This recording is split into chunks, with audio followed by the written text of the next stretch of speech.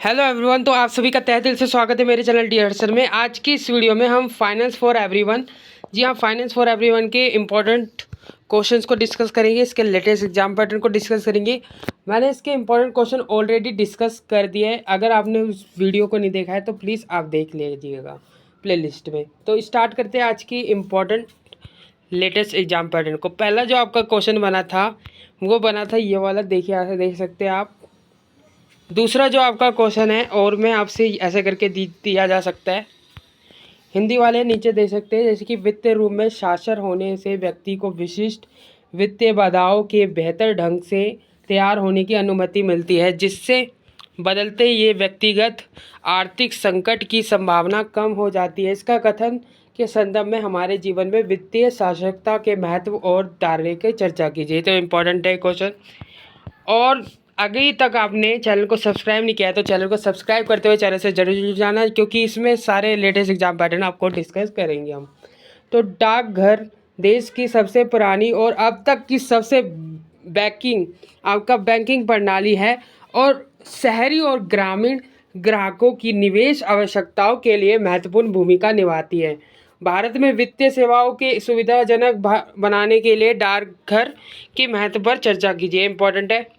बाकी आप देख सकते हैं इंग्लिश वाले, ये आपका सेकंड क्वेश्चन है। इसमें और करके आपसे पूछा जा सकता है कि किसी व्यक्ति के लिए विभिन्न सेवाओं के माध्यम से अपने लेन देन को सुविधाजनक बनाने के लिए बचत और निवेश की दो वित्तीय पहलू है। किसी व्यक्ति के लिए उपलब्ध उपयुक्त बचत और निवेश साधनों पर चर्चा कीजिए और सुझाव कीजिए।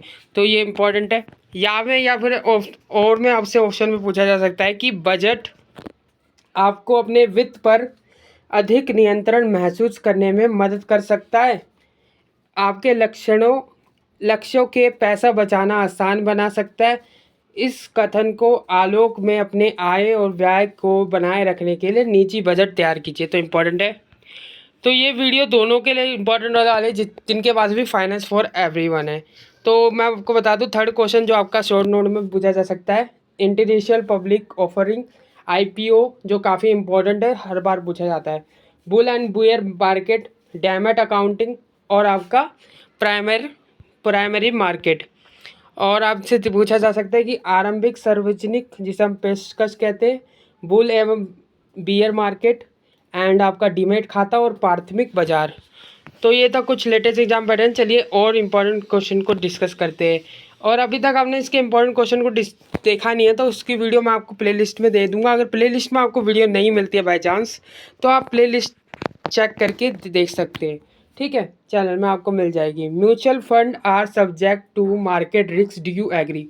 देखिए काफ़ी लेटेस्ट पैटर्न है। अगर आपने इन क्वेश्चन को कर लिया, काफ़ी अच्छे स्कोर आप पा सकते हैं।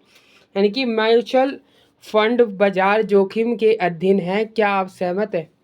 दूसरा आता है financial literacy is the ability to understand financial concept and make an inform decision about money. Discuss financial literacy in the view of the above statement.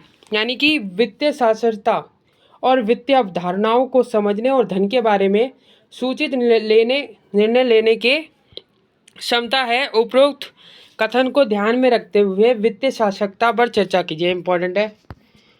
Third question जो आपसे पूछा जा सकता है कि सभी व्यक्तियों ने केवल अपनी वित्त की आवश्यकताओं का आकलन करने में, बल्कि धन जुटाने का उपयोग करने को तरीके पर लेने और बहुत सावधान रहना होगा।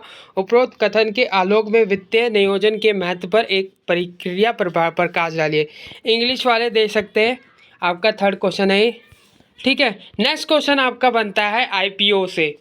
देखिए काफ़ी इम्पोर्टेंट है, इसे अच्छी तरीके से कर लेना कि आईपीओ ना केवल किसी कंपनी और नए निर्देशों तक पहुंचने की अनुमति देता है, बल्कि हितधारकों के बीच कॉर्पोरेट छवि को बढ़ाने में भी मदद करता है। स्पष्ट कीजिए किसके अलावा आईपीओ, एफपीओ आपका और ओएफएस के बीच अंतर बताइए। तो इन्हें आप अच्छी तरीके से कर लेना। नेक्स्ट क्वेश्चन आपका आता है फिफ्थ, तो इंग्लिश वाले दे सकते हैं। आपका ये फिफ्थ क्वेश्चन है जिसमें आपको अपनी स्टेटमेंट देनी है। देखिए, बीमा अनुबंध आपका हिंदी में देख सकते हैं, बीमा अनुबंध की आधारशिला अत्यंत सद्भावना का सिद्धांत है। क्या आप इससे सहमत हैं कि बीमा अनुबंधन के विभिन्न सिद्धांतों का विस्तार से वर्णन कीजिए? तो काफ़ी इंपॉर्टेंट है, इसे अच्छे तरीके से कर लेना। शॉर्ट नोट में आपसे पूछा जा सकता है कि किन्हीं दो में आपको शॉर्ट नोट लिखने हैं। पहला आपका आ जाता है मोर्टगेज, फिर दूसरा सुकन्या समृद्धि योजना, फिर डिफिड फाइनेंसी और आपका बैंक इंश्योरेंस। देख सकते हैं आपका बैंक सयोरेस आ सकता है आपका, और आप देख सकते हैं हिंदी में गिरवी रखना, सुकन्या समृद्धि योजना, घाटे का वित्त पोषण और बैंक सयोरेस। तो ये आपका इम्पॉर्टेंट है, तो अच्छे तरीके से प्रिपेयर कर लेना इन सबको। और मैंने आपको इम्पोर्टेंट क्वेश्चन ऑलरेडी डिस्कस करे हैं, उसे भी जाके देख लेना। तो आई होप आपको वीडियो अच्छी लगी हो। ज़्यादा से ज़्यादा लाइक करें, शेयर करें। Thanks for watching this video.